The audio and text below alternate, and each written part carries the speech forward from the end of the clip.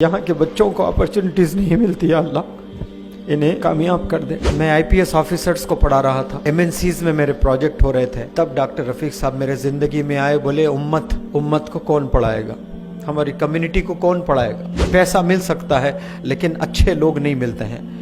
एक मेंटर को बनाकर रखना। अपने जिंदगी में कामयाब होना चाहते हो, पेट्रोल हो जाता तो ऐतल कुर्सी पढ़ के दम करके गाड़ी को वहीं का वहीं रोककर इंस्टीट्यूट पैदल जाता था, तो 3 घंटे तक दिल में धड़कन रहती थी कि मेरी गाड़ी है कि चलेगी। इतने अच्छे लोग इंग्लिश हाउस एकेडमी से जुड़े हैं। मैं कहता हूं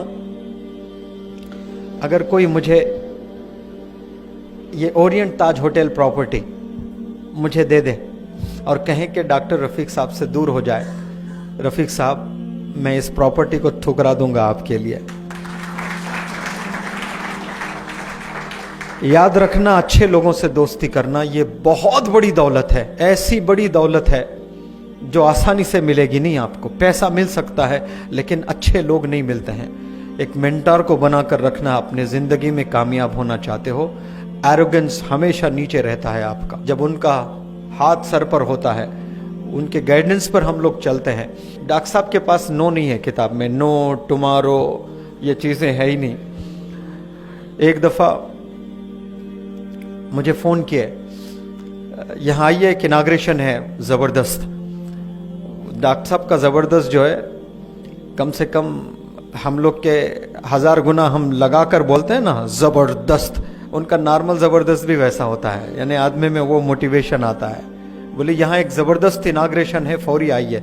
मैंने कहा कि सर 35 किलोमीटर दूर हूं आपसे मैं। उन्होंने कहा यही तो प्लैनेट में है ना। तो फिर मैंने कहा हाँ सर। तो फिर मैंने कहा सर मेरी गाड़ी किसी ने लेके गया, मैं पैसे दूंगा, ऑटो लेकर आइएगा आप। अब बहाना बना नहीं सकता था, गाड़ी थी, गाड़ी लेकर गया। तो फिर मैंने पूछा डॉक्टर साहब कहाँ पर है इनाग्रेशन। बोले यहीं पर है। यहाँ तो कुछ नहीं है ना सर। तो ऐनक की दुकान होती ना, स्पेक्टिकल्स, कई सारे लोग चश्मा पहने हुए हैं यहाँ पर। एक शौहर एक बीवी, 2 ही है शॉप में। एक शादीशुदा जोड़ा, छोटा, बस मैं समझता हूँ कि इतनी ही शॉप थी, बस 3 फुट की शायद। शौहर बीवी खोले और इनाग्रेशन में, सर मेहमान कहाँ है, आप ही मेहमान, गेस्ट आप ही हो, बोल रहे डॉक्टर साहब। फिर बोले देखो बड़े बड़े इनाग्रल फंक्शंस में कोई भी जाता, ये गरीब जब बुलाते हैं तो कोई नहीं आते हैं, तो कम से कम हम आ जाए तो वो लोग खुश हो जाते हैं। तो एक पर्सनैलिटी, एक बंदे को भी रेस्पेक्ट करना, वो गरीब हो, वो मैंने मेरे उस्ताद डॉक्टर रफीक साहब से सीखा है। शायद मैं पर्सनैलिटी डेवलपमेंट ट्रेनर नहीं बनता अगर मेरे साथ डॉक्टर रफीक साहब ना होते। मैं आईपीएस ऑफिसर्स को पढ़ा रहा था, एमएनसीज में मेरे प्रोजेक्ट हो रहे थे, तब डॉक्टर रफीक साहब मेरे जिंदगी में आए। बोले उम्मत को कौन पढ़ाएगा, हमारी कम्युनिटी को कौन पढ़ाएगा। आप तो बहुत अच्छा कर लेंगे, आपके वालिद का इंतकाल हो गया, अकाउंट में कुछ चाहते हैं उनके। मैंने कहा कि सर उनके लिए तो जान हाजिर है। मैं तो सोच भी नहीं सकता था कि मेरे वालिद के बिना इस रोए ज़मीं पे मैं कभी सांस भी ले सकता था, इतना अटैचमेंट। उन्होंने दुखती रग पे हाथ रखा और कहा कि वालिद साहब के अकाउंट में कुछ चाहते हो तो गरीब बच्चों को पढ़ाइए, ऐसे बच्चों को पढ़ाइए जिन्हें अपॉर्चुनिटीज़ नहीं है। बदरुद्दीन अजमल साहब के पास में मैं एक वर्कशॉप करने गया था आसाम में, और रात में थक के जो है हम लोग सो गए थे सब लोग, और मुझे अचानक नींद हुशार हुई टॉयलेट जाने के लिए।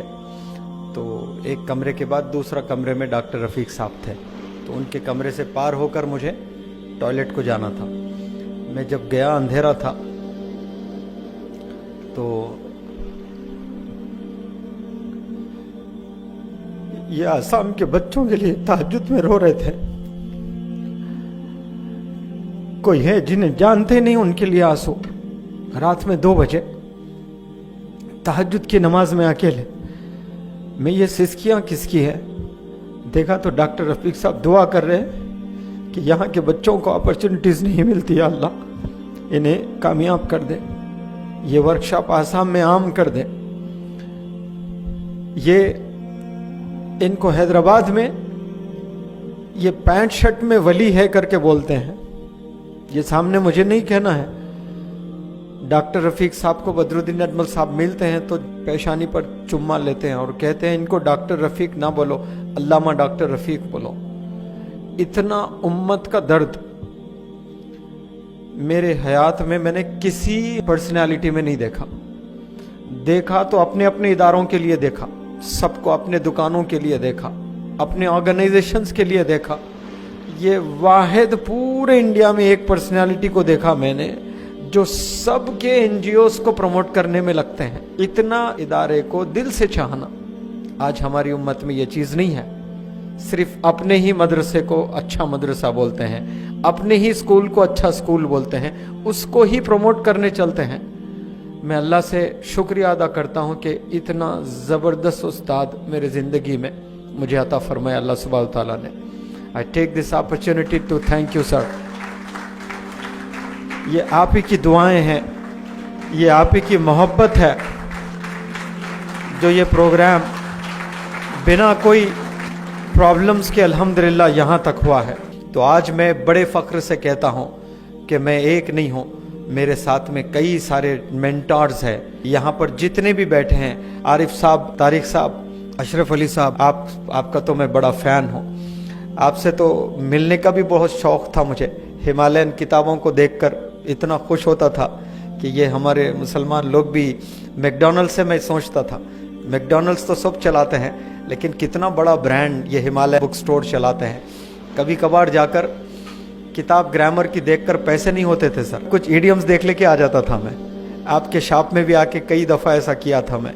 एबिट्स के पास में एक शोरूम है ना सर, नुमाइश में, वहाँ आकर कुछ किताबें, पैसे नहीं थे तो इडियम सीखना होता था। जब स्मार्टफोन नहीं था तो 5-6 इडियम्स खोल लेके, सीइंग्स खोल लेके जल्दी जल्दी पेन से लिख लेता था मैं। मेरा स्ट्रगल आप लोग नहीं जानते, कितनी मेहनत किया मैं अंग्रेजी सीखने के लिए। आप लोग 1% भी शायद किसी ने यहाँ पर किया होगा जो मेहनत मैंने की है। पेट्रोल हो जाता तो ऐतल कुर्सी पढ़ के दम करके गाड़ी को वहीं का वहीं रोककर इंस्टीट्यूट पैदल जाता था। तो 3 घंटे तक दिल में धड़कन रहती थी कि मेरी गाड़ी है कि चले गई। दूर से जब वापसी में 12 बजे रात में गाड़ी दिखती थी तो ऐसा खुश होता था जैसे ताजमहल मिल गया है।